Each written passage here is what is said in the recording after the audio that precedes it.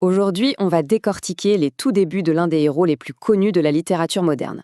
On va suivre son parcours, qui le fait passer d'une vie, mais alors d'une banalité affligeante, au cœur d'un monde magique complètement dingue, pour comprendre les origines du fameux garçon qui a survécu. Tout commence là, dans une rue qui a l'air parfaitement normale, avec cette petite phrase pleine de mystère. Elle est murmurée par un vieil homme à l'allure, disons, excentrique, tout en cape violette, qui a l'air de parler à un chat.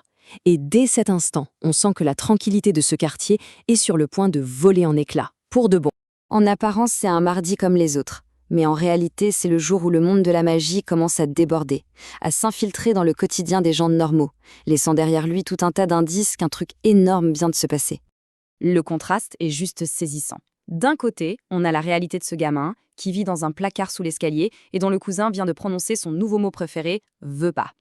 Et de l'autre, et bien de l'autre, des phénomènes magiques inexplicables éclatent un peu partout. Des hiboux qui volent en plein jour, des pluies d'étoiles filantes, des gens bizarres avec des capes qui trinquent dans la rue. Bref, deux mondes qui n'ont rien à voir et qui sont sur le point d'entrer en collision. Et au milieu de tout ce bazar, des chuchotements se font entendre. Les gens en cape parlent tout bas des Potter et célèbrent le fait que, vous savez qui, aurait enfin disparu. Mr. Dursley, l'archétype de l'homme normal, se fait même traiter de moldu par un type dans la rue. À la télé, bien sûr, personne ne comprend rien à ce qu'il se passe, mais les pièces du puzzle commencent à s'assembler. Une victoire majeure vient d'être remportée dans un monde dont on ignore tout. Et tout ça culmine en pleine nuit avec une scène incroyable. Un bébé, le seul survivant d'une attaque mortelle, est déposé sur le pas d'une porte. Il est amené par un géant sur une moto volante, et il porte sur son front une marque unique, une cicatrice en forme d'éclair, la preuve indélébile de la tragédie qui a fait de lui un orphelin, et déjà, sans le savoir, une véritable légende.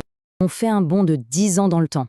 Le garçon, toujours aussi maltraité, toujours dans son placard, commence à recevoir des signes, un appel impossible à ignorer, qui le tire vers sa véritable destinée. Avant même qu'il ne sache ce qu'il est, la magie est déjà là, elle bouillonne en lui. À 10 ans, au zoo, il fait carrément disparaître la vitre d'un vivarium, libérant un boa qui, chose étrange, a l'air de le remercier. Et puis, juste avant son 11e anniversaire, une lettre arrive. Une lettre avec une adresse d'une précision tout simplement impossible. L'adresse est si précise qu'elle en est troublante. Dans le placard, sous l'escalier. Ce n'est pas juste une lettre, non. C'est la preuve que quelque part, quelqu'un sait exactement qui il est, où il se trouve, et surtout dans quelles conditions il vit. C'est le tout premier signe concret qu'il n'est pas juste un garçon ordinaire. Ah mais le monde des sorciers ne lâche pas l'affaire comme ça. Face au refus de sa famille, la lettre unique se transforme en un véritable déluge. Des centaines de lettres se mettent à les pourchasser sans relâche, les obligeant à fuir jusqu'à une cabane miteuse, perdue sur un rocher au milieu de la mer. Une tentative désespérée et, soyons honnêtes, complètement inutile pour échapper à l'inévitable. Et c'est là, dans cette cabane isolée, le jour de ses 11 ans, que la vérité éclate enfin. Le géant Hagrid défonce la porte et prononce les 4 mots qui vont absolument tout changer pour Harry, avant de lui tendre enfin sa lettre d'admission pour Poudlard. À partir de cet instant, il n'y a plus de retour en arrière possible. Harry laisse son ancienne vie derrière lui pour faire ses tout premiers pas dans le monde des sorciers, un monde dont il ignorait jusqu'à l'existence quelques heures plus tôt. Son premier contact avec ce monde, c'est un choc total. Il entre dans un pub, le Chaudron Baveur, et là, il découvre qu'il est une célébrité. Tout le monde se précipite pour lui serrer la main, le saluant comme un héros. Il est célèbre pour avoir survécu à l'attaque qui a tué ses parents, une histoire dont il ne sait encore absolument rien. Et les merveilles ne font que commencer. Rien que pour accéder à la rue commerçante des sorciers, le chemin de traverse, c'est tout un rituel magique.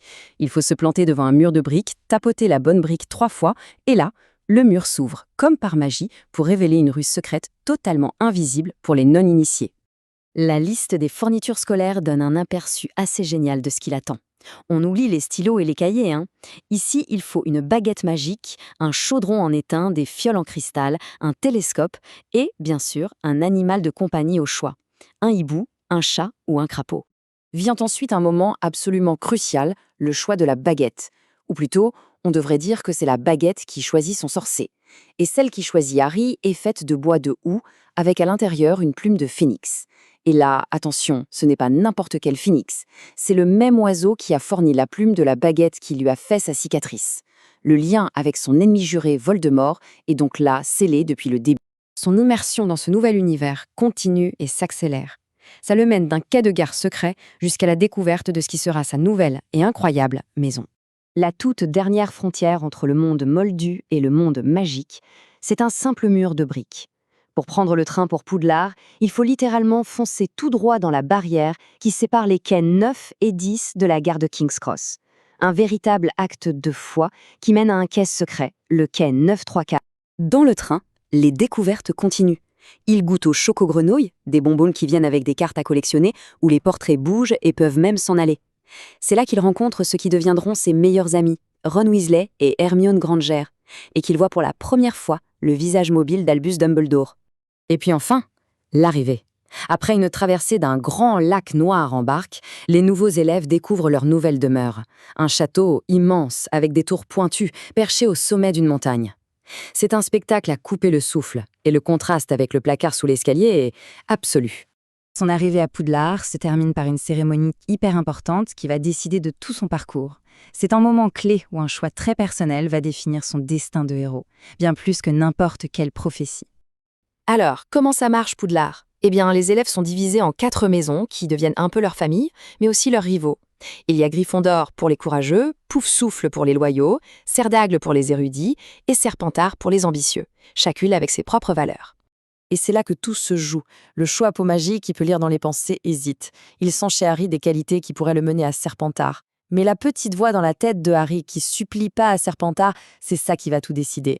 C'est son choix personnel et non ses aptitudes qui le placent finalement à Gryffondor. Et voilà, le voyage initiatique est terminé.